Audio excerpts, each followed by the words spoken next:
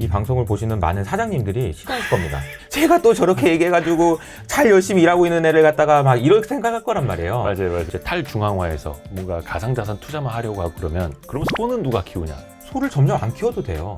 1.5도 도달은 우리가 지금부터 우리가 계획한 대로 이산화탄소를 다 줄여도 못 막는다. 발버둥이 시작될 거라고 생각하는데 그 발버둥을 저는 ESG 투자라고 생각을 해요. 2022년 그래도 이것도 좀 전망 이런 것도 의무적으로 해야 될 것 같기는 한데 국내 기업 중에서는 네이버하고 카카오 빼고는 제가 따로 말씀드린 적이 없었거든요. 너무 이제 안전빵으로 가시는 거 아닙니까? 약간 요런 주식들은 자녀한테 증여를 해야겠다. 근데 이제 또 자녀한테 증여하는 거는 저는 조금 반대인 게 어?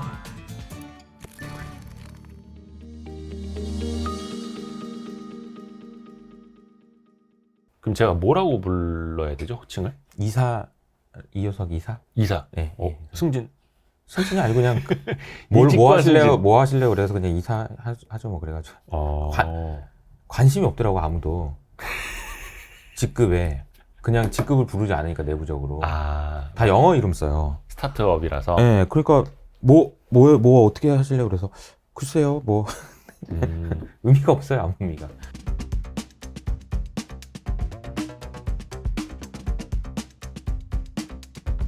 근데 직급은 약간 전통적인 냄새가 나는데 이제는 스타트업의 일원이 되신 거고. 그렇죠. 네. 아니 SK증권은 왜 나오신? SK증권을 나온 게 아니고 네. 스타트업 회사로 간 거죠.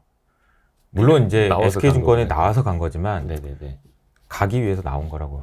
가기 위해서 나왔다. 네, 조금 다른 개념인 것 같습니다. 그러시구나. 근데 저는 이효석 팀장이 이렇게 유튜브를 보면서 네. 내심 생각을 한 게 있습니다. 뭐요? 저분 언젠간 나간다. 네. 저분 언젠간 나간다. 뭐 제가 이제 그런 오해들을 많이 받아요. 네. 나가려고 저런다 이런 생각을 하시는 분이 많은데 근데 뭐 나가려고 한 건 아니고 하다 보니까 나오게 된 겁니다. 그것도 사실 선후 관계가 좀 중요한 것 같아요. 그러니까 처음부터 그러면 나는 애널리스트 할 때부터 난 이렇게 나오려고 나왔냐? 전혀 그렇지 않죠. 다 열심히 하려고 애널리스트 열심히 하려고 했죠. 하다 보니까 이제 이렇게 된 거지. 뭐 나가려고 애널리스트 한 사람이 어디 있어요? 그렇지 않죠. 아니 근데 사실 그 유튜브도 SNS의 일종이고 그건 이제 개인 자산이잖아요. 네. 예, 개인 자산이니까 또 본인의 어떤 뭐라 해야 되나 소득의 파이프라인 여러 개 중에 하나가 또 될 수도 있는 거죠. 저는 되게 그걸 긍정적으로 보거든요. 앞으로 저는 이게 훨씬 더 심해질 거라고 봅니다. 맞아요. 뭐 NFT가 뭐 말이 많고 NFT 관련해서 뭐 종목들이 움직이고 저는 그것보다 그 이면에 있는 변화들이 훨씬 더 중요하다고 생각하는데 NFT가 만들어내는 그런 세상은 저 같은 사람이 진짜 많아질 거예요. 네, 저 같은 사람이 그냥 진짜 많아질 거다. 맞아요. 그래서 뭔가 계속 개인화되는 거고 어떻게 보면 최근에 뭐 미국의 그 비자발적 그러니까 자발적 비고용자 혹은 이제 자발적 실업자 이런 사람들이 많아지고 있는 것도 약간 그런 흐름 아닐까? 약간 동남아 쪽에서 NFT 관련된 혹은 이제 P2E 게임들을 좀 많이 하면서 약간 그런 것도 시대의 흐름 중에 하나일 수도 있겠다는 생각을 해요. 저는. 맞아요. 그래서 저는 이제 탈중앙화, 디센트럴라이즈 이게 저는 이 시대에서 반드시 알아야 되고 이해해야 되는 시대 정신이라고 생각하는데 이게 무슨 말이냐? 그러면 뭐 디센트 그게 무슨 말이야? 이게 여러 가지 의미가 있는데요. 방송 또 디센트럴라이즈잖아요. 지금 탈중앙화잖아요. 그렇죠. 뭐 이제는 더 이상 지상파나 뭐 케이블이나 IPTV나 여기 얽히질 않으니까요. 그러니까 기존에 가지고 있던 권력들이 단순히 이제 뭐 암호화폐 시장에서 얘기하는 것들은 저 연준 나쁜 놈들 밉다 막 이런 걸로 하니까 마치 연준에 은행에 금융권에만 그런 중앙화된 그런 권력이 문제가 되는 것처럼 생각하지만 모든 것들이 다 그래요. 모든 것의 권력이 지금 분산화되고 개인화되고 있는 흐름이다. 근데 여기에 NFT가 가속화시키는 기름을 붓는 그런 역할을 할 거다. 왜냐하면 개인이 컨텐츠를 가지고 이걸 가지고 돈을 벌 수 있는 세상이 열릴 수 있는 기술이 개발된 거예요. 그래서 저는 이런 흐름들이 되게 많이 발전할 거라고 생각하고 한편으로는 그러면 뭐 그래 탈중앙화 좋고 개인화 좋다. 근데 과연 왜 그런 것이 계속 갈 수 있는 힘은 어디서 나오냐? 원동력은 뭐냐? 저는 자산 가격 상승이라고 생각해요. 자산 가격 상승. 자산 가격 상승이 이게 무슨 말이 갑자기 뜬금없다고 생각하실 수 있는데 이런 거죠. 예를 들어서 우리가 기존에 그냥 회사를 다녀요. 그러면 프로젝션이 되잖아요. 55세까지 나는 어떤 흐름으로 가서 나의 자산은 이런 식으로 될 것 같다. 뭐 대충 더하기 연봉은 빼기. 얼마까지 오르고 언제 퇴사하고 막 이런 식의. 더하기 빼기 하면 다 나옵니다. 네. 더하기 빼기 하면. 직선이죠, 근데 그 선은. 음. 근데 이렇게 선을 그어봐서 아무리 임원이 돼가지고 더 열심히 해서 임원하면 이 기울기가 약간 올라가겠죠. 그러나 여기는 절대 갈 수 없죠. 근데 집값은 여기 있잖아요. 젊은 친구들이 다 생각해 본 거예요. 계산해 본 네. 거죠. 네. 생각해 보니까 답이 없어. 그러니까 이렇게 가야 되거든요. 네. 이렇게 갈 수 있는 방법은 뭐냐? 디센트럴라이즈밖에 없어요. 개인화돼서 자기가 뭔가 회사를 만들든지 아니면 자기가 투자를 하든지 이 두 가지 방법밖에 없는 거예요. 직선을 이렇게 익스포넨셜한 곡선으로 바꿀 수 있는 두 가지 방법은 사업을 하든지 아니면 투자를 하든지 둘 중에 하나밖에 없는 겁니다. 저는 이게 아주 강력한 힘이라고 생각해요. 그러니까 조금 이런 상황인 것 같은데? 라는 생각을 하는 사람이면 특히나 젊은 똑똑한 친구라면 모두가 다 지금 판교에 가 있는 이유가 이거라고 생각하는 거죠. 그럼 이런 똑똑한 친구들이 가는 그런 개인화되는 그리고 이제 스타트업의 업계가 이렇게 커지고 이런 힘이 사실은 탈중앙화를 만드는 강력한 힘이에요. 맞아요. 근데 이게 우리나라만 그러냐? 전 세계가 다 그런 그렇죠. 거죠. 그러니까 우리는 주로 이제 뭐 코인, 금융 이런 거 이야기할 때 탈중앙화 이야기를 많이 쓰기는 하는데 사실 이사님이나 저나 최근에 탈중앙화를 이루고 있는 사람들 중에 하나일 수도 있는 거고 많은 분들이 이제 그렇게 가는 거고 뭔가 종속되어 있는 거에서 계속 벗어나고 있는 거고 사실 그게 이제는 기술적으로도 그렇고 수단과 방법이 굉장히 많아진 시대잖아요. 네, P2E 게임도 그 중에 하나인 거고 맞습니다. 뭐 유튜브도 그 중에 하나인 거고 앞으로도 그게 계속될 수 있다. 또 그렇게 가야 되는 것 같기도 하고요. 그런데 그게 그렇게 가는 게 맞냐? 이거는 또 다른 문제인 것 같긴 합니다. 과연 이게 옳은 방향이냐? 그거는 근데 그렇게 될 것 같다라는 거지 그게 옳고 그름의 문제는 아닌 것 같아요. 이게 과연 우리가 탈중앙화 돼서 기존에 있던 권력이 이쪽으로 이동된다고 해서 이 권력은 착한 권력이고 이건 다 좋은 거냐? 그건 또 아니거든요. 그래서 뭐 저는 이건 옳고 그름의 문제는 아닌 그렇죠. 것 같아요. 근데 개인의 판단의 문제고 그래서 뭐 제가 이렇게 얘기하는 거를 아마 이 방송을 보시는 많은 사장님들이 싫어하실 겁니다. 왜냐하면 제가 또 저렇게 얘기해가지고 잘 열심히 일하고 있는 애를 갖다가 막 이렇게 생각할 거란 말이에요. 맞아요. 그러니까 이거는 저의 이제 주장이나 이렇게 해야 된다는 얘기는 아니고 네네. 이런 현상이다. 그렇기 때문에 반대로 생각하면 지금 보시는 이 방송을 보시는 사장님들 입장에서는 네. 애들이 그렇게 생각하는 근본적인 이유가 뭔지를 고민해 보셔야 돼요. 그래서 사실은 그 친구들이 이 회사를 위해서 진짜 열심히 일해주기 하려면 월급을 올려주고 이거는 이거예요. 옛날 방식이죠. 이거예요. 네. 이거를 만들려면 어떻게 해야 되는지. 사실 솔직히 얘기해서 젊은 친구들한테 주인의식을 가져 회사에. 주인의식을 가지려면 주인의식을 갖게 해줘야 되는 거잖아요. 그거는 초등학교 때부터 들었단 말이죠. 운동장에 쓰레기 버리지 말라고. 그렇죠. 이 학교는 여러분의 것입니다. 근데 사실 주인의식을 가지라고 얘기하고 사실 또 주인의식 하면 또 나오는 얘기가 그거죠. 국내 주식 투자하는데 주식의 주인이 된다. 네. 주식을 산다. 이건 그 회사의 일부만큼의 주인이 된다는 의미잖아요. 그렇죠. 그럼 주인이면 주인 가게 해줘야 되는 거잖아요. 주인 대우를 안 해주니. 주인 대우를 안 해주잖아요, 지금. 그러니까 사실은 뭐 생각을 해보면 주식을 산다라는 개념은 우리가 교과서적으로는 어떤 그 회사, 뭐 삼성전자라고 하면은 뭐 500만 분의 1개를 산 거다. 그래서 500만 분의 1만큼의 삼성전자의 주인이다. 네. 개념상으로는 있는데 과연 그게 가능한 건가? 현실에서도. 현실에서. 그럼 500만 분의 1의 주주라면은 뭘 할 수 있는 건가? 500만 분의 1만큼. 할 수 있는 게 뭔가? 영향을 주거나 아니면 혜택을 받거나 뭐가 왔다 갔다 해야 되면 그만큼이 딱 연결이 돼야 되잖아요. 여기서 말하는 그 이상적인 개념과 현실이 연결돼야 되잖아요. 네. 그 파이프라인을 저는 거버넌스라고 보는 거죠. ESG의 G가 이거예요. 그러니까 요거랑 요게 쫙 연결이 돼 있는 게 거버넌스인데 사실 그런 게 가능하냐? 이건 아까 말씀드렸던 그거랑 연결돼요. 주인의식을 갖고 네가 이 회사에 열심히 일해 라고 얘기하려면 이 회사가 잘 될 때 나도 잘 돼야지. 그렇죠. 그만큼 잘 돼야지 나도. 직원도 그렇고 소비자도 그렇고 다. 근데 그게 가능하려면 사실은 기존에 있던 그런 방식으로는 쉽지가 않아요. 그리고 우리나라도 개선해야 될 부분이 정말 많지만 쉽지가 않다. 뭐 지분을 좀 주든가. 뭐 물론 우리 사주제도 뭐 이런 거는 되어 있습니다만. 그렇죠. 회사와 함께 커갈 수 있는. 그래서 이제 요즘에 이제 암호화폐 그쪽 시장에서 ICO 예. 이런 것들이 사실은 그런 개념이거든요. 그러니까 토큰을 나눠 가지면서 이 비즈니스가 이 사업이 커져갈 때 이 토큰을 가지고 있는 사람들이 같이 커간다. 같이 네. 좋다. 이런 개념이라서 이거는 수학적으로 그런 개념들이 좀 들어 있습니다.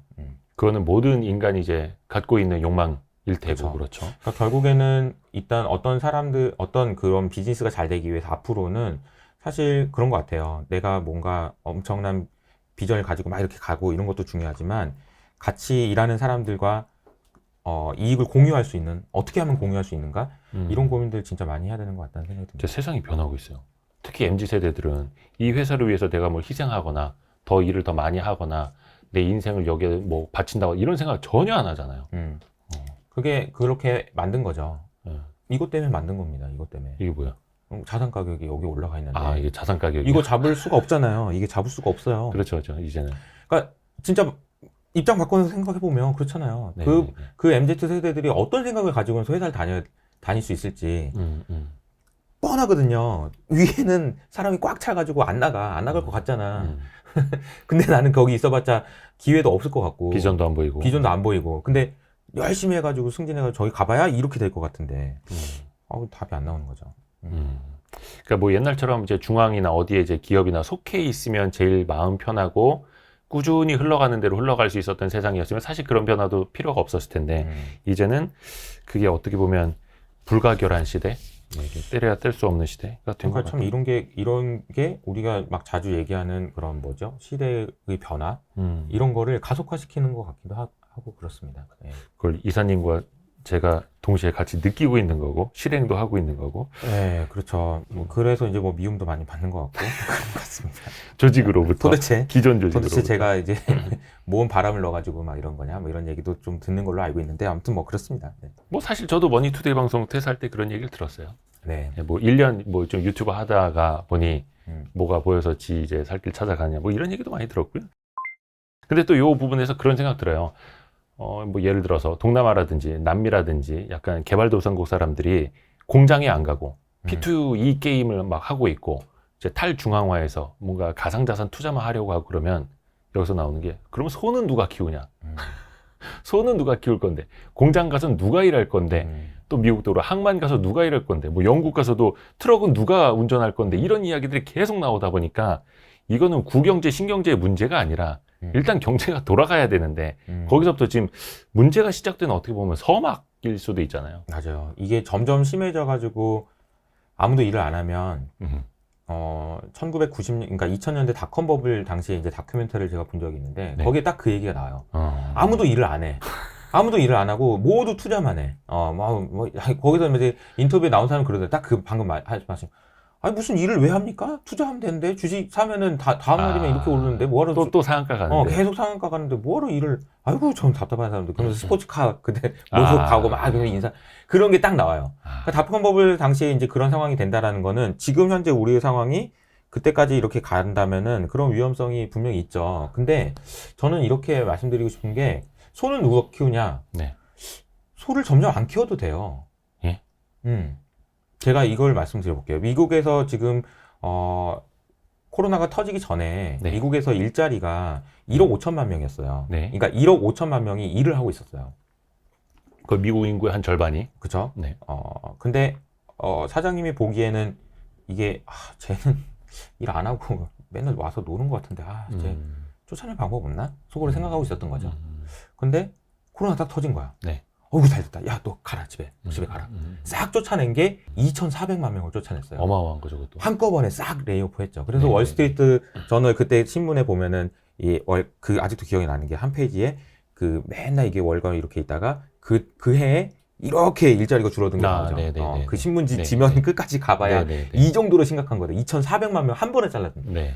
그러면서 지금 400만 명이 아직 안 돌아왔습니다. 근데 이미 작년 말부터 미국에서 생산하는 실제 생산량은 넘어섰어요. 그러니까 속으로 이제 그런 거죠.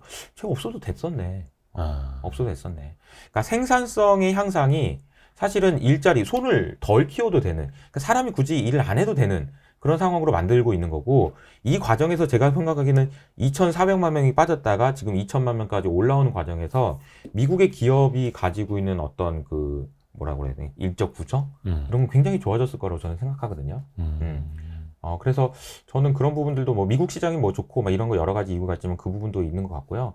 아까 질문 주셨던 소는 누가 키우냐?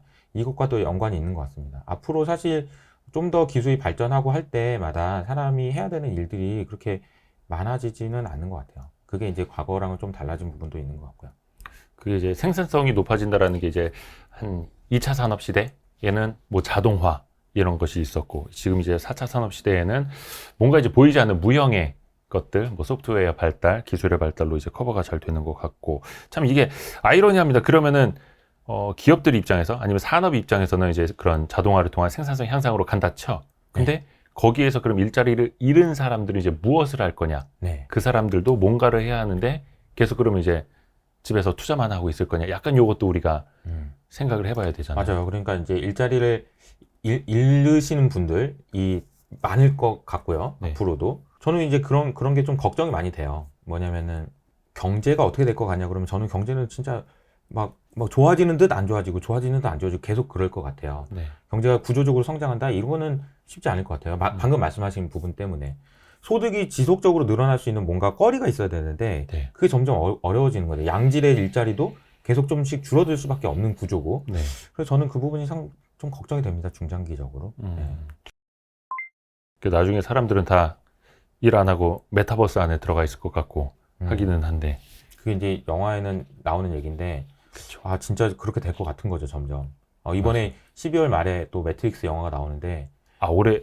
예, 우리 좀 있으면 매트릭스 영화가 새로 이제 나와요. 그 영화가 나오면 또 무슨 얘기들을 할까 사람들이. 아 그렇구나. 메타버스 그게 메타버스였는데, 그 빨간 약이 메타버스는 파란 약이 그 누워가지고 이거잖아요. 이렇게 뭐 이렇게 하고 막 있는. 예. 그래서 저는 이제 그런 흐름들이 좀 글쎄요 속도가 지금 좀 빨라지고 있고 눈에 보이기 시작한 것 같다 이런 생각이 좀 듭니다. 아직도 메타버스를 잘 이해 못 하시는 분들이 많아요. 왜냐면 이게 아직 우리가 실체적으로 느끼기가 조금은 힘들잖아요, 지금은.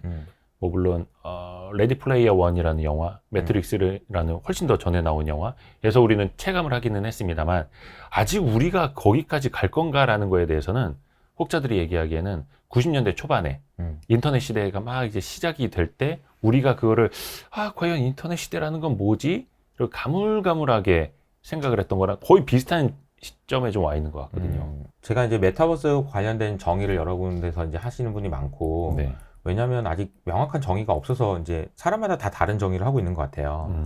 그래서 많은 분들의 정의가 그거죠. 메타버스는 어떤 공간이다, 뭔가 가상 환경의 어떤 공간이다 이렇게 자꾸 생각을 하죠. 그거를 떠오르죠. 떠오르죠. 그래서 뭐 여기 말고 저기 어디 뭔가 있는 뭔가 이런 생각을 많이 하시는데, 제가 본 그 메타버스의 정의 중에 가장 인상적이었던 거는 시점이다, 모먼트다, 메타버스는 이런 정의를 하신 분이 있는데 저는 그게 참 인사이트가 있다고 생각해요. 무슨 얘기냐면 내가 지금 우리가 만나서 이렇게 대면하고 이렇게 책 만지고 이런 세상이 중요한지, 네. 아니면 카톡이 됐든 페이스북이 됐든 유튜브가 됐든 사실 가상 공간이잖아요. 네. 그 공간에서의 내가 더 중요한지. 근데 그 두 개를 저울질하다가 점점 이게 중요해지고 있어요. 네, 근데 사실은 우리는 일상 24시간 중에 자는 시간을 제외하면 사실은 이 공간에서 더 많이 활동하고 있거든요. 지금 이미. 그리고 이 공간에서 내가 사실 더 중요하거든요. 지금 이게 유튜브를 통해서 나가고 있는 것처럼. 그쵸. 근데 물론 이렇게 만나면 더 반갑고, 네, 친구도 오랜만에 만나서 밥도 같이 먹으면 더 반갑죠. 이게 더 훨씬 더 밀도가 있죠. 하지만 냉정하게 생각해서 24시간 중에 잠자는 시간을 제외하고 얼마나 내가 그러면 어느 순간에 이게 더 중요해진 세상이 어떤 분들한테는 이게 훨씬 더 중요한 세상이 됐을 거고, 그렇죠. 특히나 젊은 세대들 같은 경우에는 이게 훨씬 더 중요한 애들이 많겠죠. 그러면 이게 50% 이상 어느 순간 이렇게 넘어가는 순간이 그게 메타버스가 현실화되는 그 순간이다. 이렇게 얘기하는 정의가 있었는데, 네. 그 정의가 참 와닿지 않으세요?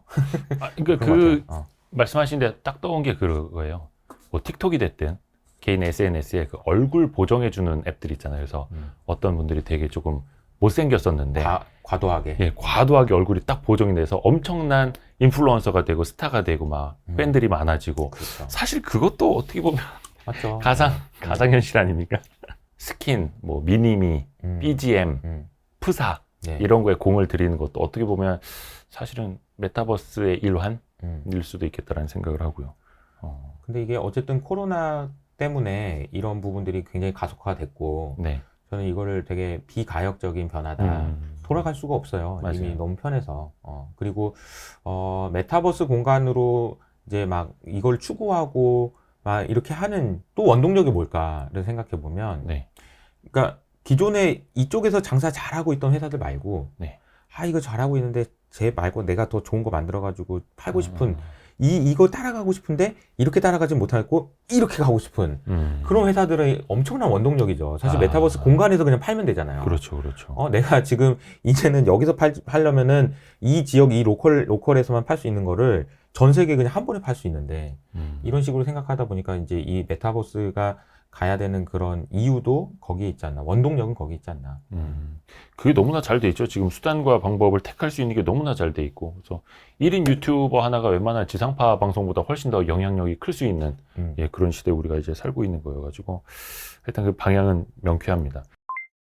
어떻게 하다 보니까 탈중앙화 하다가 메타버스까지 왔네요. 네, 다 연결되어 있는 개념이에요. 그러니까 탈중앙화가 그러니까 암호자산의 핵심 개념이고, 네. 암호자산의 핵심 개념으로 연결되다 보면 그 암호자산을 기반으로 NFT를 통해서 만드는 세상이 뭐 메타버스다 이렇게 정의를 한다면 네. 모두 다 연결되어 있는 거예요. 맞아요. 그러면 메타버스 공간에서는 어떤 메타버스가 성공할 것이냐 이걸로도 연결이 되는데, 네. 이 얘기는 또 이제 탈중앙화의 개념이랑 연결시켜 보면 왜 탈중앙화가 되어야 되느냐.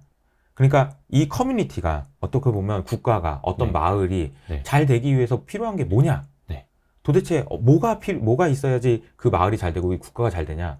그거는 그 개개인들이 그 국가 안에 소속돼서 그 커뮤니티에 소속됐을 때 내가 계속 더 좋아져야 돼요. 네. 주인의식을 계속 느끼게 해줘야 돼요. 네. 그 얘기는 뭐냐면 이 나라가 잘 될수록 내가 더 좋아지고 이 국가가 잘 될수록, 그러니까 뭐 이 마을이 잘 될수록 내가 더 잘 되고 이런 개념이 들어가야 된다는 거죠. 그러니까 그런 개념이 녹아져 있는 게 이제 오픈 메타버스라고 하고, 네. 이게 개인의 그런 소유권 이런 것들을 인정해 줄 때 가능하다. 근데 그거를 아까 제가 말씀드린 대로 파이프라인이 쉽지 않다 뭐 이런 말씀 드렸는데, 그대로 잘 설계되어 있는 그런 그림들이 나오는 그런 설계를 한 그런 기업들이 잘 될 수 있다 이런 생각이 좀 듭니다. 그래서 그 제일 중요한 게 소유권이고, 또 그 안에서 어떤 매개가 될 수 있는 게 암호자산, 또 그 기술을 바탕으로 한 NFT, 그게 반드시 있어야만 뭐 교환 가치, 네. 또 같이 이제 그게 대응을 해줄 수 있는 거니까 이게 다 이어지는 겁니다, 그렇죠? 다 제가 이어지는 뭐 겁니다. 이 얘기를 하려고 그런 게 아니고 어떻게 하다 보면 어떻게 하다 보니까 예. 회사 왜 관뒀냐고 해가지고 또 여기까지 왔네.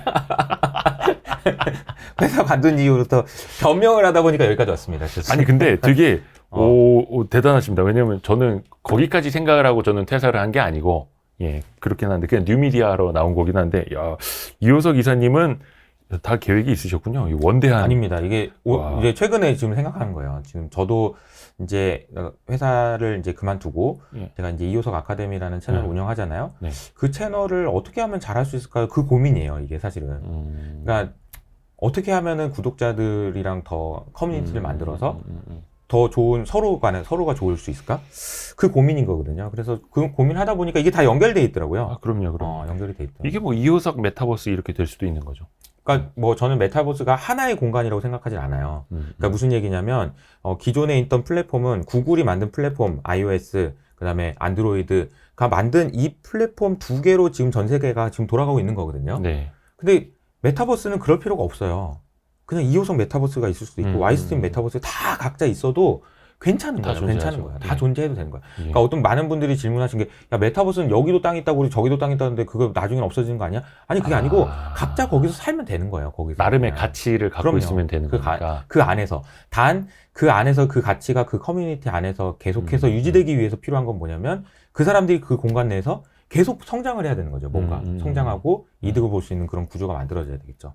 그런 철학적인 그런 기반이 있어야지만 가능하다. 이런 생각이 좀 들어요. 맞아요. 그 결국 제일 중요한 건 커뮤니티. 네. 뭐 이사님도 그렇고 저도 그렇고 유튜브를 진행을 하고는 있습니다만 사실 그 유튜브의 핵심도 저는 커뮤니티라고 보거든요. 맞아요. 그래서 이거를 기존의 레거시 미디어들이 자기네 채널 영상 하나를 재탕하기 위해서 그냥 유튜브를 써먹는 것보다는 많은 구독자분들하고 같이 대화를 하고 소통을 하고 맞아요. 같이 성장하기 위한 게 저는 그게 찐이라고 보거든요. 그러니까 최근에 그 야시우라는 그 분이 이제 얘기한 걸 제가 들었고, 그러니까 엄청 그 제가 머리에 도끼를 맞은 것처럼 막 맞아 이렇게 했던 게 네. 그분이 얘기하신 표현이 이거예요. 영어인데 이제 long-term value는 comes from community라고 돼 있어요. 그러니까 여기서 중요한 단어가 long-term이에요. long-term. value인데 그냥 long-term.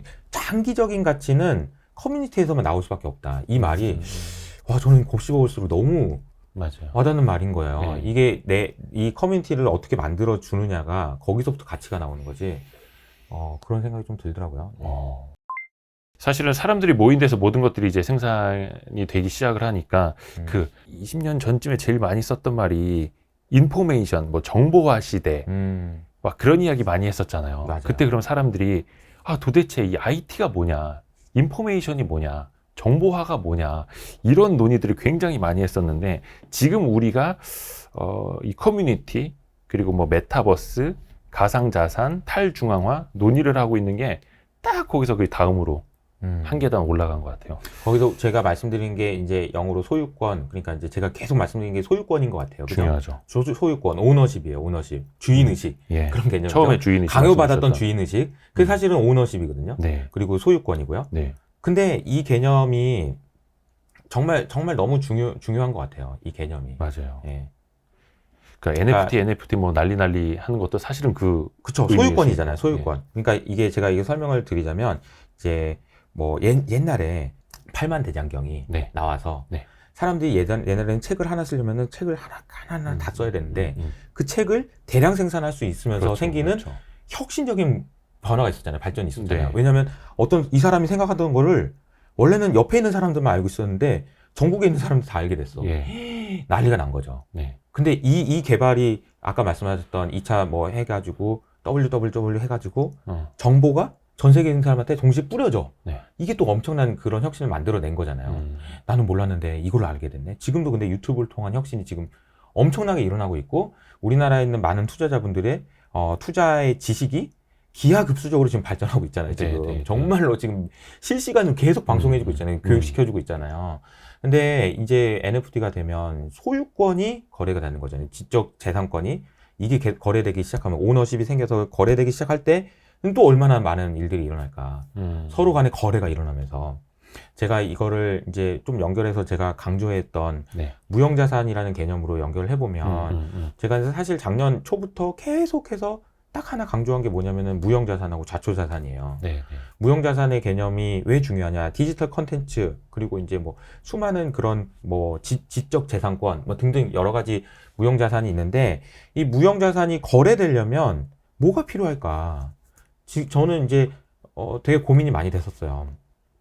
무형자산이 가지고 있는 여러 가지 특징 중에 세 가지가 있는데요. 첫 번째가 뭐냐면은, 거래가 안 돼요. 무형자산은. 유형자산은 거래가 쉽거든요. 네네네. 물 이거 뭐 1,000원 사잖아요. 네, 편의점에서. 네, 네. 근데 그 편의점에 계신 분한테 당신이 가지고 있는 지적 재산, 지식 나한테 팔아요. 그러면 안 되잖아요. 그렇죠, 그런 게 안 돼요. 그렇죠. 예. 그러니까 무형자산 자체는 거래 자체가 안 돼요. 회사가 가지고 있는 무형자산도 거래가 안 됩니다. 애플이 가지고 있는 무형자산이 얼마일지도 모르겠지만 그건 거래가 안 돼요. 왜냐면 애플이 왜 팔아? 팔 리가 없잖아. 그렇죠. 망하지 않는 이상. 아니면은 M&A 되지 않는 이상 안 팔려요. 근데 집은 팔리잖아요. 네. 옆집 팔렸잖아요. 옆집이 10억이에요. 나도 그럼 10억인가 보다 하잖아요. 네. 여기서 나오는 게 뭐냐면 옆집이 거래가 되니까 나는 10억이라고 평가를 하죠. 네. 두 번째 안 되는 게 평가예요. 거래가 안 되니까 평가가 안 돼요. 무형자산은 평가가 안 된단 말이에요. 네. 이게 얼마나 정도 가치가 있는지가 평가가 안 돼요. 어렵죠. 그러다 보니까 어떤 성격을 가지고 있냐면 부음 아니면 버스트예요. 그러니까 부음 아니면 버스트예요. NFT 막 뭐 거품, 당연히 거품인 거예요. 네. 아니면 버스트고. 뭐 대표적인 사례가 뭐 연예인인데 엄청 유명한 연예인이요. 엄청 밸류가 있어. 무형자산이 있는 거죠. 근데 뭐 술 먹었고 음주운전했어. 그냥 버스트 되는 거죠. 버스트. 바로 그러니까 무형자산이라는 가격은 네. 항상 이게 유형자산하고 좀 다른 게 이런 성격을 가지고 있어요. 이런 성격을. 근데 이게 보면은 미국에 있는 많은 기업들이 네. 다 무형자산으로 지금 평가받고 있는 거거든요. 네. 우리나라 지금 시가총액, 그러니까 주식 시장이 지금 2,900이 뭐 2,300이 오죠. 이런 거 얘기하면서 우리가 늘 얘기하는 애널리스트 분들이 얘기하는 게 뭐죠? PBR 한 배는 안 깨질 겁니다. 이걸 얘기하죠. 네, 저도 네, 많이 네, 얘기했고. 네. 근데 지금 애플의 PBR이 몇 배인지 아세요? 세본 적은 없지만 네. 엄청 클 엄청 테죠. 높겠죠. 거의 유형자산 이렇게 별로 없잖아요, 거기는. 그쵸. 엄청 높겠죠. 네. 그러니까 이제, 애플이 가지고 있는 그러니까 PBR이 너무 높아가지고 제가 작년 2월 달에 쓴 보고서에 16배나 돼요. PBR이. PBR이. PER도 아니고. PER도 아니고 PBR이 16배예요. 라고 해서 보고서 썼는데 어제 제가 체크해보니까 몇 배인지 아세요? 48배입니다. 그만큼 유형 자산을 기반으로 한 가치 평가가 의미가 없을 수 있다는. 그렇죠. PBR을 가지고 평가하는 게 예. 미국에서는 안 하죠. 미국에서는. 예. 그렇죠. 옛날 우리나라 뭐 이렇게 중후장대 산업 할 때나 좀 보던 거. 오래됐죠. 안 한 지가. 네. 예.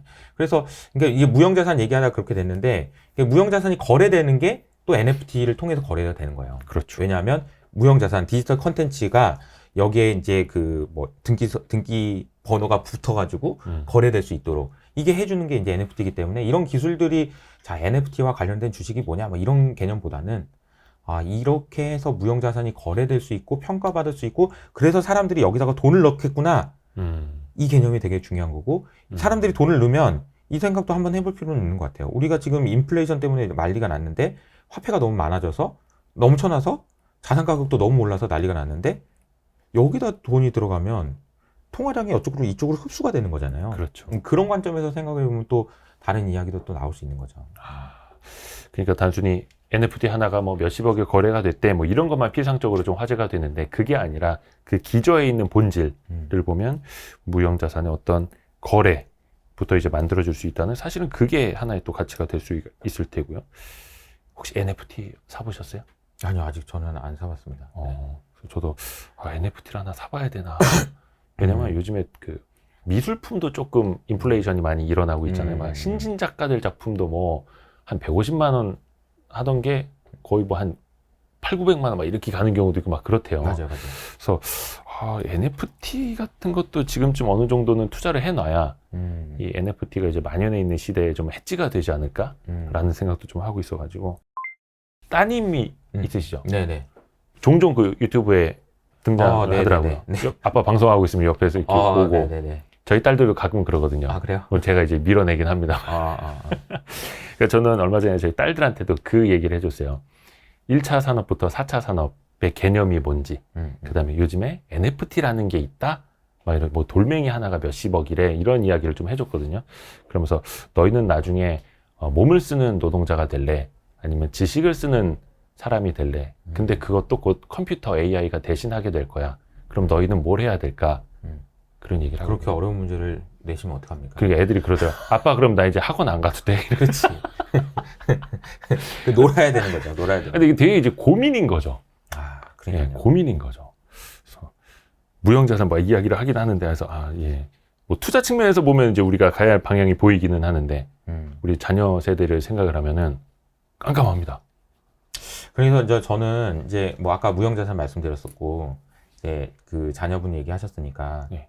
그래서 저는 이제 좌초자산 얘기를 좀 더 드리면, 네네네. 제가 이제 미스터 마켓 이 책에서도 그 얘기만 했거든요. 좌초자산 이야기만. 사실은 이제 주제가 좌초자산인 거예요. 기후 얘기여가지고. 네. 그러니까 기후 위기를 극복하기 위해서 좌초자산은 가급적이면은 갖지 않아야 된다라는 거예요. 저는 이제 그런 생각인 거죠. 그러니까 이제 뭐 제가 이렇게 얘기하면은 많은 분들이 야, 저렇게 싼 거를 저걸 사지 말라고 그러는 나쁜 놈이다 이렇게 생각할 수도 있는데 저는 사지 말라고 하는 건 아니고 관심이 없습니다. 그냥 저는 그렇게 생각을 하시면 될 것 같아요. 아예 그냥 저는 관심이 없어요. 대표적으로 그러니까 이런 거죠. 예. 금리가 올라가면은 올라간다라는 그런 자산들. 네. 그런 관심이 없어요. 그런 거는. 금리가 올라가면은 뭐 성장주가 안 좋고 뭐 가치주가 좋다고 하는 말을 저는 제일 싫어합니다. 왜냐면, 전통적인 생각이긴 한데. 네. 그래서 이제 저는 금리가 올라가면은 좋아지는 게 아니고 금리가 올라도 금리보다 더 성장할 수 있는 성장주를 사야 된다고 생각하는 편이거든요. 그러니까 금리가 이만큼이었을 때는 요 정도 성장하는 게 가치가 있다라고 하겠지만 이 정도 하면 이 정도 성장해야 되면 그게 더 갈라진다라고 생각하고 성장주 내에서도 옥석가리가 되지만 네. 어쨌든 우리가 투자는 성장주에 집중돼야 된다라고 생각하고요. 그러니까 좌초자산이라는 얘기를 좀 드렸으니까 기후위기 조금만 말씀드리면 네. 저는 이제 내년에도 또 기후얘기 또 나올 것 같아요. 기후얘기. 당연히 나오죠. 인류가 살아가는 한. 그럼요. 네. 근데 저는 좀 이게 좀 심해지는 것 같아요. 점점 더. 네, 점점 더 심해지는 것 같고 이게 이제 공급망 이슈도 있고 인플레이션에도 영향 주고 여러 가지로 영향 주는데 저는 이렇게 이 책에서 이렇게 표현했습니다. 그 인류의 발버둥이 시작될 거다. 왜냐하면 그 여러 보고서에서 우리가 지구 온도가 산업혁명 이후로 1.5도 이상 올라가면 안 돼요. 뭐 이런 얘기 많이 들었잖아요. 1.5도 이상 올라가면 뭐 어떻게 되는데, 뭐 2도 올라가면 어떻게 되는데, 그 질문 많이 하시는데 그 제가 이런 질문 이렇게 설명드리는 게 제일 와닿으시는 것 같더라고요. 용수철이 있잖아요. 네, 네. 용수철을 잡아당겼다가 놓으면 돌아가잖아요. 돌아가요. 잡아당겨도 돌아가지. 네. 더워졌다가 시원해지는 거죠. 지구가 더워졌다가 시원해지는 거예요. 적당히 더워지면은 네, 네, 네. 빙하기가 온대면 시원해질 수 있단 말이에요. 근데 세게 잡아당기면 어떻게 되죠? 그냥 포텐심에 있는 거예요. 잃어버리죠. 잃어버리고 네. 다시는 못 돌아오지 돌아와. 않죠. 이게 문제예요.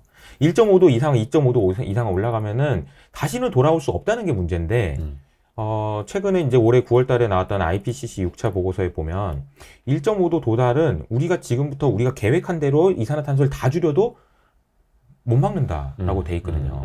그럼 너무 뻔한 거예요. 이제 내년에는 또 무슨 사건이 일어날지는 올해보다 더 심해질 거고, 내년보다 더 심해질 겁니다. 이건 너무 명백해요. 네. 근데 그냥 잊고 싶어 할 뿐이지, 이건 너무 명백한 사실이에요. 그럼 다 죽는 건가? 그럼 뭐하러, 이산화탄소 뭐하러 그냥 내연기관 타자. 이렇게 생각하시는 분도 많을 거예요. 근데 저는 그게 중요한 게 아니고, 점점 살아갈수록 사람들은, 이거 지금 이대로 가면 안 되는데, 어떻게 하지? 뭐 어떻게 해야 되냐, 이거? 방법이 없는데, 지금? 네. 이런 얘기들이 나올 거고, 발버둥이 시작될 거라고 생각하는데, 그 발버둥을 저는 ESG 투자라고 생각을 해요. 이게 무슨 얘기인지 좀 더 직관적으로 이해가 되시게 설명을 좀 드리면, 이산화탄소를 줄여야 되는데, 네. 우리가 25기가톤을 줄여야 된다라고 이제 유엔에서 나왔어요. 25기가톤. 네. 근데 25기가톤을 줄이려면은, 지금 우리가 스케줄로 따지면은 매년 12%씩 줄여야 돼요. 네. 그러니까 뭐 안 줄였으니까. 예, 어마어마한 거죠, 이거는 사실. 근데 작년에 얼마 줄었는지 혹시 아세요? 작년에만? 작년에 2020년에만. 코로나 때문에 경제활동 다 줄었고 GDP 엄청 감소했고 그 다음에 해외여행 안 갔고 공장 문 닫았고 재택했고 많이 줄었을 것 같은데요? 11% 줄었습니다. 11%. 네, 12%씩 줄여야지 25기가톤 줄인다고 그랬잖아요. 예. 못 줄입니다, 지금 상황으로는. 거의 뭐 팬데믹 상황에 준하는 셧다운이 일어나지 또 않는 해야 한. 되는데 그거 할 수 있나? 못 하잖아요. 그럼 답이 없네?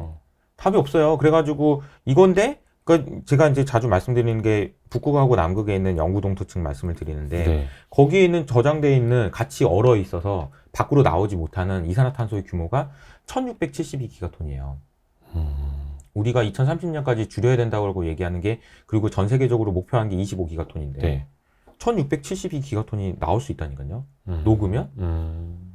근데 왜 작년부터 막 사람들이 막 난리가 나고 막 기후하고 막 싸우고 막 그러냐? 네. 이게 녹고 있어요, 지금. 지금 이미 이게 녹아가지고 땅이 막 무너지고 그런 일들이 곳곳에서 발견된다니까. 시베리아에서도 무너지고. 그러니까 이거 보니까, 야, 이거 벌써부터 녹아? 벌써? 큰일 났는데? 어떡하지? 이거 줄이지도 못했는데, 1607, 이거 어떻게 하나? 이런 상황인 거죠. 이거 발버둥이 시작될 거라고 저는 생각합니다. 근데, 그러면 그 발버둥을 어떻게 할 거냐? 지금 기존에 나와 있는 기술로는 안 된단 말이에요. 이산화탄소를 잡아먹는 뭔가가 만들든가, 전기차가 지금보다 더 성능이 좋은 전기차가 나오든가, 내연기관 그냥 아예 다 문 닫아버리든가, 이런 극단적인 조치를 취하지 않으면 이렇게 할 수가 없단 말이에요. 네.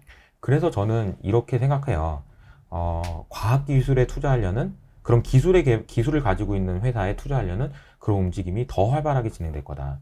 그게 ESG가 강화된다라는 표현으로 이해하실 수가 있는데, 예를 들자면 이런 거예요. 이런 거는 이제 제가 이제 그냥 예인데요. 네. 제 친구 중에 이제 뭐 유전자 편집을 하는 친구가 있어요. 예. 근데 이제 그 친구가 뭐 나름 열심히 이게 전 세계적으로도 유명한 친구인데 그 친구가 저한테 이제 얘기를 해준 게 효소가 야 기후 얘기 여기서도 난리야 그러는 거예요. 유전자 편집하는 데서도. 네. 무슨 소리야 그랬더니 여기서도 지금 그 식물인데 예. 유전자 편집을 해가지고 기존의 식물보다 이산화탄소를 10배 이상 흡수하고 뿌리 속에 가둬놓는 그런 식물을 개발하기 위해서 유전자 편집 기술을 엄청 개발하고 있어. 그 개발해달라고 지금 돈이 엄청 들어와. 이게 ESG인 거예요. 이게 ESG인 거예요. 네네네. 자, 네가 지금 이게 물론 제가 말한 거에 완전 구라 같고 뻥 같고 사기꾼 같겠죠. 근데 그런 사기라도 지금 이런 제가 말한 기후위기 이런 심각한 상황을 극복하기 위해서 네가 야 너라도 만들어라 이렇게라도 해라. 이런 움직임이 ESG라고 평가한다면 저는 그냥 뭐 단순히 뭐 ESG 워싱이 있고 막 거짓말 치고 막 이런 걸 중요한 게 아니고 그런 진짜 그런 기업에 투자를 하는 것이 맞지 않나 그런 생각이 드는 거죠. 그쪽으로 돈이 몰리고 있는 것도 ESG 투자 중에 하나가 될 테고 그로 인해서 환경 관련 기업에 이제 투자가 많아지는 거는 곧 탄소를 저감시키는 데다가 우리가 또 투자를 하는 거고 속도를 더 빨리 할 수도 있는 거고. 그러니까 모바일 시대 되면서 왜 앱 하나 만들어 달라고 막 요청을 하고 투자하고 그런 기업들의 돈이 몰리고 막 이랬던 것처럼 그 시대에 맞는 투자 행위도 하나의 흐름이니까. 그러니까 무형자산, 메타버스 초반에 그런 얘기를 했는데 메타버스 공간으로 가는 게 왜 필요하냐? 여러 가지 이유가 있지만 기후위기를 막기 위해서도 필요한 거예요. 사람들이 덜 움직여야 되고 이런 얘기가 이제 연결이 되는 거거든요. 뭐 그게 옳고 그름을 떠나서 그 연결이 돼 있다. 네. 저는 이게 되게 큰 시대의 흐름이라고 저는 생각합니다. 맞습니다. 그래서 사실 저도 많이 반성을 하는 게 이 사고의 흐름을 약간 조금 멀리 떨어져서 볼 필요도 있는데 특히나 주식 투자하시는 분들 입장에서 보면 항상 그 시장에서의 흐름 위주로 좀 생각을 하다 보니까 환경 기업들이 뜬다고 그러면은 어떻게 보면 이제 주가 측면에서만 먼저 이제 생각을 하시다 보니까 이런 큰 흐름은 오히려 또 놓치는 것 아닌가라는 생각도 해봅니다. 저는 제가 주식을 이제 한지 뭐 15년 뭐 이렇게 됐는데 제가 그때부터 처음 주식을 할 때부터 제가 나는 주식 너무 재밌다. 근데 이제 주변에서 이제 저한테 물어보면 왜 재밌냐 그러면은 주식으로 돈 벌어서도 그런데 주식으로 보는 세상이 너무 재밌다. 그렇게 말씀드리고 제가 그래서 주식으로 보는 세상이라는 칼럼도 막 쓰고 그랬었거든요.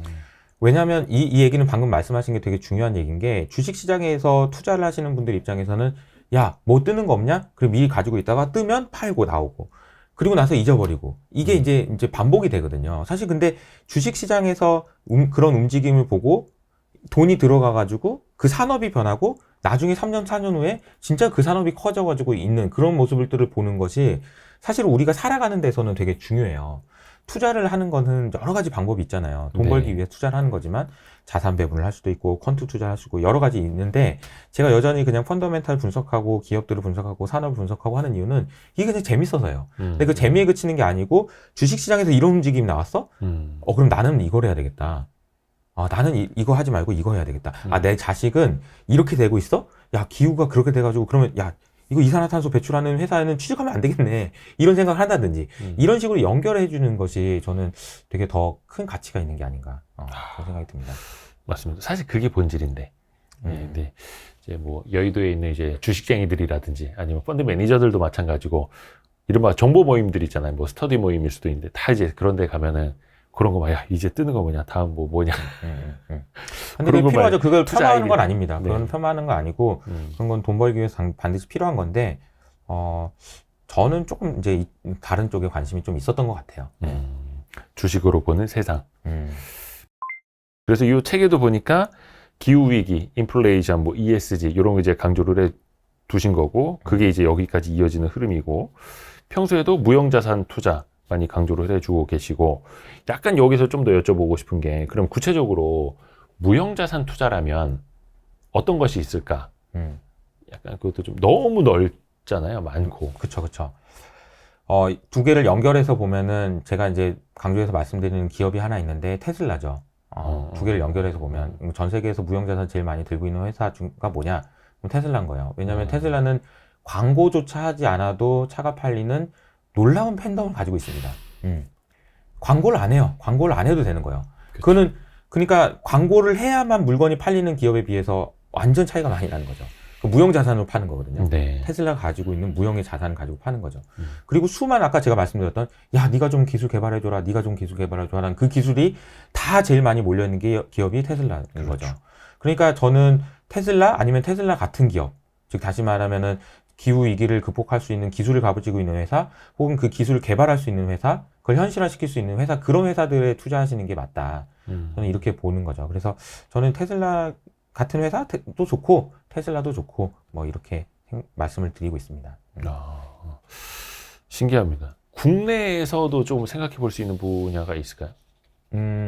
저는 이제 뭐 계속 국내 기업 중에서는 사실 제가 작년 2월부터 뭐 두 종목만 말씀드려가지고 예, 너무 그것만 얘기한다 이런 얘기를 많이 들었는데 네이버하고 카카오 빼고는 제가 따로 말씀드리는 적이 없었거든요. 너무 안전빵으로 가시는 거 아닙니까? 뭐 그렇긴 한데 저는 이제 제가 이제 그래서 이제 SK증권 내에서도 있을 때도 딴 것도 좀 얘기해라고. 네. 근데 저는 우리나라에서는 그냥 그것만 해도 충분할 것 같은데요. 이렇게 말씀을 좀 드리고 있고요. 물론 뭐 규제 때문에 좀 주가가 빠지고 그랬죠. 그래서 뭐 지금 최근에 뭐 주가 흐름도 뭐 별로 좋진 않은 걸로 알고 있는데 뭐 그래도 뭐 내년에 뭐 제일 좋아 보이냐? 그러면 저는 그냥 계속 네이버와 카카오가 계속 그들이 만들어 나가는 세상이 이 시대에 우리나라에서는 제일 맞는 것 같아가지고 무형자산으로 장사하고 무형자산으로 돈 버는 회사. 이렇게 설명 드려볼게요. 야, 무형자산 그렇게 중요한 거 알겠다. 근데 무형자산 평가 안 된다며. 네. 투자하기도 어렵겠다. 투자하기가 어렵죠. 밸류에이션을 하기가. 밸류에이션 하기가 어렵죠. 네네. 그러면은 어떤 회사를 사야 되냐라고 얘기했을 때 제가 했던 얘기는 뭐냐면, 그럼 무형자산에 투자할 줄 아는 회사에 투자해라. 투자해본 경험 있는 회사에 투자해라. 이렇게 말씀드렸었거든요. 왜냐면, 해봐야 알아요, 해봐야. 돈 있다고 다 하는 거 아니에요. 돈 네. 있다고 소프트웨어 엔지니어 뽑을 수 있냐? 그거 아니에요. 지금 최근에 뭐 여러 가지 뭐 얘기들이 나오면서 뭐 이슈가 되고 있는 것 중에 하나가 뭐냐면은, 판교의 땅값이 강남의 땅값을 넘어섰어요. 맞아요. 엄청 비싸요. 물가도 비싸고. 근데 왜 그렇게 판교에 이렇게 많지, 사람이? 거기 개발자들이 다 있거든. 그렇죠. 인재들이. 개발자들을 뽑으려면은 옆에서 뽑아야 되는데 어디 갈 데가 거기 다 몰려 있어요. 네. 그러니까 거기에 좋은 회사들이 다 있는 거고. 우리가 보기에는, 제가 보기에는 좋은 회사들 거기 다 있는 IT 거예요. 기업들, 뭐 게임 회사들 뭐 다. 예. 그러니까 거기 땅값이 올라가는 거죠. 그러니까 이제 뭐 이렇게 생각을 해보면 무형자산을 투자할 수 있는 회사, 제일 중요한 무형자산 뭐냐 그러면 소프트웨어 엔지니어라고 저는 생각하는데, 네. 소프트웨어 엔지니어의 몸값은 앞으로도 계속 올라갈 거고, 근데 그런 엔지니어를 뽑아가지고 사용할 수 있는 회사에 사야죠. 그 회사들이 잘 될 거고. 네.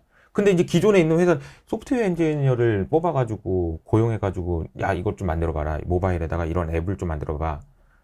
그러면 만들어질까요? 안 만들어져요. 내가 모르는데 어떻게 만들으려고 시켜. 이러면 어떻게 되냐면, 제가 만들어달라고 얘기하면 이분은 아주 작은 노력만 해서 만드는 척 하다가 돈 받고 나가요. 개발하다가. AS도 안 돼. 개발하다가. 그러니까 이 얘기는 뭐냐면, 네이버랑 카카오, 그러니까 소위 이제 네이버 카카오 같은 회사들은 이미 그 회사들 자체가 전부 그냥 개발자들로만 돼 있어. 예를 들자면. 거의 이제 블랙홀이죠. 개발자들 빨아들이는. 그러니까 이 사람들이, 야, 너 똑바로 안 하냐? 라고 얘기할 수 있지만, 어디 다른 회사에서는 뭐, 야, 이게 안 듣는 거죠. 네. 그래서 이제 그게 이제 네이버 카카오를 투자해야 되는 중요한 이유 중에 하나다라고 저는 말씀드립니다. 맞습니다. 가장 중요한 그런 개발자들, 인재들이 몰리는 회사니까. 그러면 네이버 카카오 같은 경우는 이제 앞에서 말씀하신 것처럼 금리가 오르더라도 그보다 더 성장할 수 있는 기업, 대표적으로 그렇게 보시는 거겠네요. 네네. 이것도 마찬가지인 게, 성장이 리니어한 성장이 아니고 넌 리니어한 성장을 할 수 있는 회사를 사야 돼요. 넌 리니어한 성장을 하는 회사는 뭐냐? 무형자산으로 돈 버는 회사들은 넌 리니어한 성격을 가지고 있습니다. 이게 무슨 말이냐면, 카카오톡으로 우리가 봤어요. 무슨 네. 얘기냐면, 카카오톡으로는 돈을 한 번도 번 적이 없어요. 카카오가. 메신저를 쓰게 하고 해가지고 돈 번 적이 없단 말이에요. 얼마 전부터 이제 벌기 시작하죠? 광고라든지. 꽉 모은 다음에, 네. 절대 이 사람들이 여기서 나오지 못하도록 만든 다음에 돈을 벌기 시작해요. 다른 방식으로. 그렇죠. 근데 다른 방식으로 버는 과정에서 카카오가 버는 돈은 이런 각도가 나오는 거죠. 왜? 네. 갑자기 버는 거잖아요. 갑자기. 내가 마음 먹으면. 근데 마음 먹는 순간이 소위 말하는 이제 머니타이제이션 시점인데, 이 시점이 사실 예상하기 어렵고, 업사이드가 이렇게 있는 그런 산업이죠. 네. 기다리면 벌 수 있어. 기다리면 벌 수 있다니까. 그런 거를 보여주는 회사들, 그리고 그런 거를 보여주고 있는 회사들. 우리나라에는, 국내 기업에는 그런 회사들이 있는 것 같고요. 해외에서도 사실 보면은 요즘에 이제 나오는 얘기가 뭐 테슬라, 애플 뭐 이런 거 얘기할 때, 예를 들어 저도 지금 애플 이제 폰을 쓰고 있지만, 그러시네요. 예. 애플의 아이폰을 사고 나서, 이 아이폰 사고 나서 끝이 아니고, 이 아이폰의 생명이 끝날 때까지 내가 쓰는 돈이 아이폰에 이걸 만들었을 때 그거거든요. 그렇죠. 예, 그러니까 이거는 그 얘기가 이제 서비스란 말도 있고 구독 경제란 말도 있지만, 이 라이프 사이클, 이 기기 하나 만드는데 네가 매출을 얼마나 일으킬 수 있냐, 이 개념으로 생각을 해보면, 이게 또 테슬라 얘기입니다. 테슬라는 자동차를 하나 팔고 나서 이 자동차를 통해서 매출이 얼마나 일어나냐, 계속해서 자율주행 서비스를 받으면서 돈을 내야 되는 그런 상황이라고 보면은, 이거는 너무나도 이게 이런 성격을 가지고 있는 그런 거죠. 그 디바이스를 통해서 할 수 있는 것들이 무궁무진하고, 또 우리나라 입장에서 모르겠습니다. 자꾸 저는 이제 이거 보시는 분들이 이제 투자 입장에서 생각을 하실 수도 있어가지고, 최근에 이제 카카오 같은 경우는 작년에 큰 돈 버신 분들이 많을 거고, 올해 같은 경우에는 좀 이제 답답하다라는 분들이 계실 텐데, 조금 이제 멀리 보는 시각도 필요하실 테고, 그러니까 저도 최근에 하고 있는 생각이 약간 요런 주식들은 자녀한테 증여를 해야겠다. 예, 그런 생각들을 좀 하고 있습니다. 네. 그런 준비를 좀 하고 있고, 개인적으로도요. 네. 근데 이제 또 자녀한테 증여하는 거는 저는 조금 반대인 게 네? 이게 뭐 어떻게 될지 모르잖아요. 아, 저는 이제 지금 빅테크 기업들도 네. 저는 뭐 빅테크가 뭐 전통 기업들, 미국에 있는 전통 기업 엑스모빌이나 이런 기업들보다 뭐 올해 수익률이 좋고 안 좋고를 떠나서 이걸 사야 돼, 이걸 사야 돼 그러면 당연히 이걸 사야 돼요. 이거는 뭐 금리가 오르든 말든 당연히 이걸 사야 된다고 생각하거든요. 네. 뭐 장기적으로 봤을 때 뭐 3년, 5년 봤을 때 장기적으로 이거. 근데 또 중요한 거는 얘네들도 또 다른 위협을 받고 있어요. 지금 아까 말씀드렸던 것처럼 플랫폼 기업으로서 네. 이게 굉장한 그 헤게모니를 갖고 있잖아요. 네네. 데이터 다 가져와서 그냥 공짜로 가져와가지고 이 데이터를 이용해서 돈 벌고 있잖아요. 네.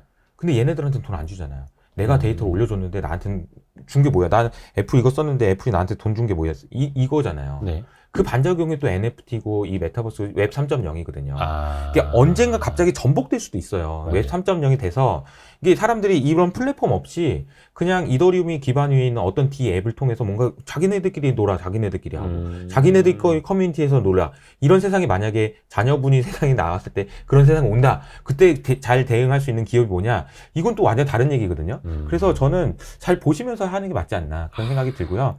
뭐 네이버 카카오라고 해서 제가 이제 네이버 카카오를 말씀드린 거는 이런 헤게모니가 갑자기 당장 내년에 없어지진 않을 거기 때문에 그렇죠. 그런 얘기지만 사실 지금 아까 우리가 서두에 말씀드린 웹 3.0 이런 것들이 진짜 현실화돼서 한 5년 후, 3년 후, 5년 후 이렇게 되면 진짜 막 기존의 플랫폼 기업들이 이 전통 산업에 영향을 받아가지고 무너지는 게 아니고 또 다른 신흥 세력에 의해서 위협을 받을 수 있는 상황이 될 수 있거든요. 그냥 뭐 마냥 고고 뭐 이렇게 하는 거는 좀 아닌 것 같아요. 웹 3.0 시대라는 건 말 그대로 그 웹상에서도 중앙에 공급자가 없는 그런 걸 탈중앙화된 말하는 거죠. 거죠. 예. 탈중앙인 거죠. 진짜 어느 날부턴가는 애플의 앱스토어도 싫고 뭐 네이버 접속해서 하는 것도 싫고 이렇게 해서 각자가 다 뭔가 앱을 주고받을 수도 있고 막 이런 세상이 될 수도 있는. 맞습니다. 근데 이제 여기서 또 중요한 포인트는 그러면은 너는 빅테크 안 좋아하냐? 저는 빅테크가 앞으로도 계속 뭐 이변이 없는 한 계속 더 좋을 거라고 생각하는데 그것도 또 이거예요. 만약에 이게 지금 새로운 세력에 의해서 전복될 수도 있다는 거잖아요. 네. 웹 3.0이 되면 전복될 수 있다. 근데 여기서 이제 그 강한 그 모멘텀은 뭐냐? 원동력은 뭐냐? 그러면 이게 너무 싫어야 되거든요. 네. 그러니까 민주주의를 하고 싶은데 저 나쁜 그 권력들 나 싫어 그래가지고 민주주의 혁명이 일어나고 했던 것처럼 네. 이게 너무 싫어야 되는데 사실 너무 싫지는 않거든요. 또 이게 사실 뭐 남들이 또 뭐 구글이 뭐 한다고 그러고 애플이 뭐라고 한다고 해서 그렇지만 그럼 너 구글 안 쓸 수 있냐 그러면 안 쓸 수가 없잖아. 그래서 이게 뭐 레볼루셔너리하게 이렇게 변화되는 것도 시간은 좀 걸릴 거라고 생각합니다. 네. 근데 사실 웹 3.0이나 아니면 탈중앙화 시대에도 누군가는 돈을 벌 거 아닙니까? 그렇죠. 다 이게 개인화되어 있다 하더라도 이런 것도 뭔가 판을 깔아주는 기술들을 또 빅테크 기업들이 또 할 수도 있을 테고. 그러니까요. 예. 지금도 자본력을 가지고 할 수 있는 회사들이 빅테크 기업이기 때문에 빅테크 기업이 아무래도 더 유리한 것도 사실이죠. 네. 오늘 책 얘기를 하나도 안 했네. 아까 지금 조금 뭐 기후 얘기, 네, 뭐 이게 책에 좀 담겨 있기는 한데, 그래서 요게 5분이 있으신 거잖아요. 네. 요게 그 3프로 TV 있는 그 페이지 2 네. 출판사에서 나온 거고, 그래서 이호석 이사님 분량도 좀 재밌게 봤고요. 여기 보니까 저희 출연 일주일에 한 번씩 하시는 염성환 이사님도 같이 쓰셨고, 이다솔 부장님, 그리고 김효진 KB 팀장님, 이한영 DS 운영 그 본부장님도 같이 쓰셨고, 약간 그런 게 있습니까? 이 5분이 돌아가면서 같이 이제 책 홍보를 균형적으로 해야 되는? 아니요, 뭐 그런 거는 모르겠습니다. 그런 거는 없는 것 같은데. 네. 인센은 5분의 1. 근데 되게 신기하게도 5명이 썼는데 작년에도 그렇고 올해도 그렇고 제가 느끼는 거는 어떻게 뭐 기존에 합의도 안 했는데 네. 이렇게 겹치지 않고 그리고 또 의견이 굉장히 많이 다르지도 않고 뭐 되게 신기하다 이런 생각을 하고 있어요. 5명 다. 네. 뭐 그럴 수 있잖아요. 여기는 엄청 강세, 이거는 약세, 뭐 이럴 수도 있고. 네. 근데 뭐 대충 보면 그렇게 큰 틀에서 그 차이는 없는 것 같아요. 가야 하는 방향들은 비슷하게 이제 가야 하니까요. 네. 2022년에 어떤 뭐 그래도 이것도 좀 전망 막 이런 것도 의무적으로 해야 될 것 같기는 한데. 네. 예. 사실 이제 저는 이제 애널리스트가 아니기 때문에 애널리스트일 때도 뭐 그런 전망을 물어보실 때마다 제가 요리조리 잘 피해갔거든요. 전망하기 싫어가지고. 그래서 제가 뭐 이거는 좀 뭐 여담입니다만 뭐 보통 뭐 전략팀장 그러면은 월간 전략 이런 걸 해야 되는데 네. 저는 월간 전략 한 번도 해본 적이 없어요. 그러게 그런 자료는 거의 안 쓰셨더라고요. 왜냐면 그냥 하기 싫어가지고 오. 월간 전망은 아무 의미 없다고 생각하거든요. 네. 그래서 사실 이제 제가 오늘 드린 말씀이 어떻게 보면 그래서 내년에는 뭐 해야 됩니까? 이 질문을 하실 것 같은데 하실 것 같아가지고 제가 미리 말씀드리면 전망은 사실 별로 의미가 없다. 제가 오늘 말씀드린 것이 여러분들 마음에 이제 와 닿고 뭔가 행동의 변화나 생각의 변화가 있다면 그걸 가지고 3년이든 5년이든 보고 이렇게 생각을 하시는 게 맞지. 그래서 내년에는 이걸 해볼까? 요런 관점은 아닌 것 같아요. 맞아요. 저도 사실은 좀 관성에 젖어가고 이런 질문들을 계속 하게 됩니다. 네. 그럼 내년에는 뭐 성장주가 좋을까요? 가치주가 좋을까요? 뭐 메타버스 관련주는 얼마나 더 갈 수 있을까요? 뭐 애플의 XR 글래스가 나온다는데 수혜주는 뭘까요? 막 이런 거. 예. 근데 가끔 이제 그런 것도 하고. 아, 그럼요. 네, 아니, 근데 그러지. 모두 뭐 예. 밥만 먹고 살 수는 없는 거니까요. 네, 네, 네. 예, 오늘은 그거 없이도 한번 끝내보는 걸로. 매니지스트라고 하시더라고요. 네. 매니지스트는 매니저와 뭐 애널리스트 합성어. 합성어로고 제가 이제 2013년에 만든 단어인데. 2013년에요? 네. 그때도 이제 저는 매니저도 하면서 난 분석도 한다. 막 이랬었는데, 이제 나와서도 그 역할을 계속 하려고요. 뭐 저도 이제 투자자로서도 계속 할 거고, 네. 그리고 이제 분석도 하고, 오늘 아침에도 이제 FOMC 얘기는 하나도 못했네. FOMC 이제 분석해가지고 아침에 새벽부터 일어나서 분석을 다 올리고 그랬거든요. 그러니까 애널리스트도 하고, 분석도 하고, 운용도 하고, 투자도 하고, 이렇게, 이런 삶을 살겠다. 이런. 사실 그거를 제일 처음 여쭤보려고 하다가 사실 이 영상은 한 일주일 좀 넘게 걸리거든요. 다른 거랑 뭐 편집하기 순서대로 가지고. 그때쯤 되면은 사실 12월 FOMC에 대한 평가는 다 끝났을 거고 시장에 다 반영이 됐을 거고 그래가지고 그걸 안 여쭤봤었는데 그럼 요 질문을 드려볼게요. 일단은 테이퍼링은 한 3월에 종료를 한다 했고 금리 인상 시점은 거의 뭐 5월 뭐 이렇게 지금은 이제 서베이 통해서 나타나는 거는 그게 컨센서스가 돼가고 있는 것 같고 내년에 3회, 내후년에 3회 또 이렇게 금리를 올릴 수 있다는 점도표가 나왔고 그런 상황에서는 그럼 우리는 시장 대응을 어떻게 이거 아까 하지 말라는 질문인데 아니 뭐 제가 말씀드리겠습니다. 네. 근데 이거는 그 FOMC 회의를 제가 이제 오늘 아침에 보면서 제가 느꼈던 거는 네. 새벽에 저도 한 뭐 3시 좀 넘어서 일어나가지고 봤어요. 네. 미국 주식이 빠지고 있었는데 성명서 나오고 파월 얘기할 때 계속 오르더라고요. 반등을 하죠. 그러니까 도대체 뭘 보면서 이렇게 올라간 건가 저가 고민을 많이 했는데 핵심적인 건 그건 것 같아요. 아, 연준이 저런 식으로 나와? 저렇게 호키시하게 나와? 그러면 인플레이션이 잡히겠다. 이건 것 같아요. 이걸로 끝이, 그럼 주식 사야지. 왜냐면 계속 유동성 환경이나 이런 것도 너무 갑자기 호키시하게 나오지는 않을 거니까 말을 저렇게 세게 해? 야, 그러면 인플레이션 잡히겠네. 내년 1월달, 2월달에 잡힐지 안 잡힐지를 진짜 봐야 될 것 같아요. 근데 만약에 내년 1월, 2월달에 인플레이션이 지금 우리가 보고 있는 정도 수준이 아니고 더 낮아진다라고 하면 시장은 되게 긍정적일 수 있어요. 제가 주식시장이 제일 좋은 환경이 사실 골디락스 환경이라고 말씀드리잖아요. 네. 그러니까 물가도 너무 뜨겁지도 않고 너무 차갑지도 않고 경기도 너무 뜨겁지도 않고 차갑지도 않고 이런 스팟으로 들어가야 되거든요. 근데 지금은 뭐 경기도 너무 인플레가 이렇게 여기 밖으로 나간 거예요. 네네. 얘를 다시 돌려놔야 네. 되는 거거든요. 근데 연준에서 이걸 말로 지금 하려고 하는 거예요. 말로 일단은 파월이 세게 얘기하고 금리도 인상할 것처럼 다 해놓고 그러면 이제 어디 보자 한번 어떻게 되나. 근데 그런 생각을 좀 저는 했고요. 그리고 두 번째는 이제 시장에서 이미 선 반영이 잘 되어 있었던 거죠. 그러니까 그거는 연준이 진짜 잘한 거라고 봅니다. 시장과의 커뮤니케이션을 진짜 잘한 거고. 채권 시장에서도 이미 그런 부분들을 다 반영할 수 있도록 계속해서 말을 했잖아요. 일시적이라는 말은 이제 더 이상 안 쓰겠다 등등 충분한 힌트를 줬어요. 맞아요. 그러니까 사실은 시장에서 이미 기대하고 있었던 것과 굉장히 큰 차이는 없었다는 거죠. 제롬 파월이 약간 뭐라 해야 되나 좀 신호를 잘 주죠. 네. 예. 운전병을 제가 했었는데 약간 출발하겠습니다. 기어 변속하겠습니다. 그쵸, 좌회전하겠습니다. 그래서 근데 그러면은 자 오케이냐? 자 이거는 또 그런 거는 아닙니다. 이건 뭐냐면 그래서 미국 주식은 좋았구나라고 생각할 수 있지만 네. 신흥국 주식은 네. 완전 또 다른 얘기예요. 그런데 그거는 그거고 금리는 올리잖아. 네. 올린다면서요. 그러니까 미국이 금리를 올리는 과정에서 과거에 이제 신흥국에서 어떤 일들이 일어났는지 생각을 해보면 사실 뭐 막 기분 좋은 일들이 좋진 않죠. 일어나진 않았어요. 그러니까 그 부분도 좀 고려를 하실 필요는 있겠다라는 생각이 좀 듭니다. 기준금리를 뭐 한 6차례 올리더라도 2%가 훨씬 안 되는 거잖아요. 1.5% 수준?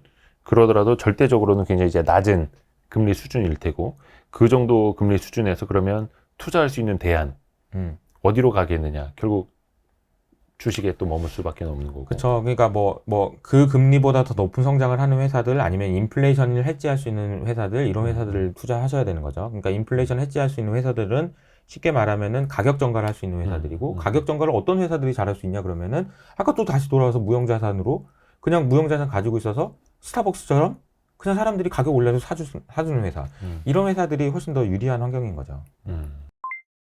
오늘 이효석 이사님 통해서 진짜 좀 뭐라 해야 되나, 저도 단편적으로만 좀 알고 있었던 것도 좀 명쾌하게 이게 흐름으로 같이 이해를 할 수 있어서 너무 좋았던 것 같습니다. 네.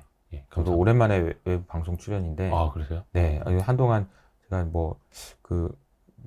제 채널에만 집중하겠다 그래가지고 다 고사하고 그랬었는데, 이게 책도 쓰다 보니까 책 홍보도 해야 되고 그래서 나왔습니다. 덕분에 나왔습니다. 겸사겸사. 네, 네, 너무 나왔습니다. 반갑습니다. 네. 그래서 그 보니까 이사님이 그 이효석 아카데미 거기도 다른 분들 이제 많이 초빙을 해서 인터뷰하시고 하시더라고요. 네, 열심히 지금 하고 있습니다. 그래서 뭐 제 채널에 계신 분들은 이효석 아카데미잖아요. 공부하는 채널이에요. 그러니까 엄청 공부를 열심히 합니다. 공부를 열심히 하고 있어요. 그래서 뭐 책 한 권 선정해가지고 그 책으로 제가 뭐 아침마다 강의도 하고, 사실 유튜브를 열어보시는 많은 분들이 사실 뭔가 공부하려고 열어보는 분은 없잖아요. 뭐 그냥 어디 뭐 하나 얻어 걸릴 게 있나, 아니면은 뭐 드라마나 볼까 이렇지, 공부하려는 많이 없는데 어떻게든 한번 해보려고 지금 열심히 하고 있고, 그게 이제 투자에도 도움이 되고 뭐 살아가시는 데 도움이 되실 수 있도록 열심히 저도 공부하고 알려드리고 이렇게 하고 있습니다. 저도 작년에 그 주식 초등학교 할 때도 그렇고 지금 와이스트리트도 그렇고 사실은 공부하는 투자, 내가 좀 가치를 보는 투자, 이런 걸 하기 위해서 저도 노력을 하고 있는 건데, 저희 구독자분들도 그래서 공부 열심히 하시는 분들 되게 많으세요. 네네. 사실 그게 되게 같이 가야 할 방향이고, 맞아요. 아까 처음에 말씀하셨던 그 커뮤니티, 맞아요. 그러니까 그 영속성 있게 아마 거기서는 와이스트리트 마을이죠, 여기가. 예. 이효석 아카데미 마을로도 또 와주시면 감사하겠습니다. 예. 효친이라고 하시더라고요. 효친입니다. 예, 효친. 네. 아무튼 감사합니다. 또 한번 기회가 될 때 한번 또 알겠습니다. 뵙도록 하죠. 네. 너무 감사합니다. 감사합니다. 고맙습니다.